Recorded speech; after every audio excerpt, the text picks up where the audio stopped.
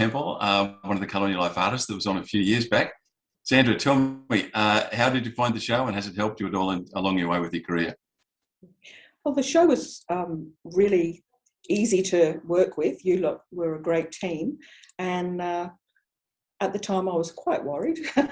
You were. I don't mind my art being filmed, but I don't really like me being filmed.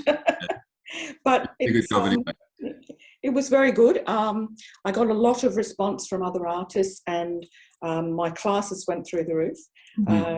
I am part of the wildlife, the conservation in Canada, and I was hoping to get a gallery over there, but of course things went berserk and I didn't get a chance. But hopefully when it settles down, I'll be able to go over and meet some of the other Colour in Your Life artists over there.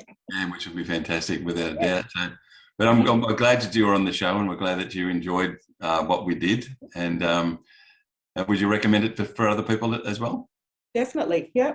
It's quite a few of my artist friends have been on it, and we have a little chat about what was different about mine and theirs. And, over time, things change, and ways of selling, of course, change. Yeah, which is the thing. It's sort of keeping up with what's going on in the world is the tough part these days. That's right, yeah. Well, thank you, Sandra. It's much appreciated, and we loved filming you as well. Thank you. Thank you.